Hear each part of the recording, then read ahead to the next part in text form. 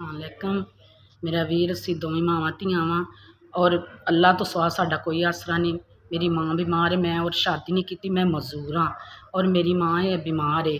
Blood pressure की वजह तो नसां च खून चला गया, प्रेशर तेज़ होया तो वह खून जम गया नालियां दे चो। उन्हें जिन्ना जल्दी हो सके इसदा इलाज करवा। वीर मैं अपनी कपड़े सिलाई करनी अपनी माँ का ते अपना गुजारा करने। मैं किस तरह अपनी माँ का सिटी स्कैन कराया है और तुहाडी मेहरबानी है, खुदा नावे साड़ी मदद कर दिया। मेरी माँ दी रिपोर्टां ने सिटी स्कैन, उन्हें आख्या जिद्दी जल्दी हो सकती, नसां च खून है, दमाद बार बेहोश हो जाती, महल्लेदारा चुक के लिया। मैं तो इन्ने जोगी नहीं कि मैं अपनी माँ इतने अस्पताल लैन का भला हो, महल्लेदारा उन्हें इतने लैन का।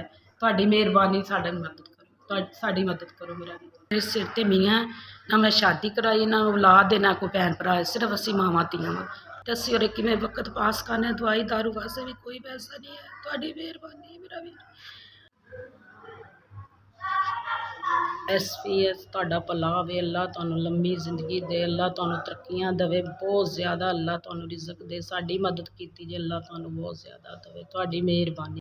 SPS साडे गरीब लोकां दी तुसां मदद कीती, अल्लाह तुहानूं बहुत ज़्यादा देवे। SPS तुहाडी मेहरबानी, साडी 10,000 रुपया गरीबां दी मदद कीती, अल्लाह तुहानूं ज़्यादा देवे। इंज ही मदद करदे रहो, अल्लाह तुहानूं खुश रखे, आबाद रखे, तरक्कियां देवे, बहुत ज़्यादा तुहानूं अल्लाह देवे। मेहरबानी जी, भला हो जी, अल्लाह बहुत ज़्यादा देवे तुहानूं।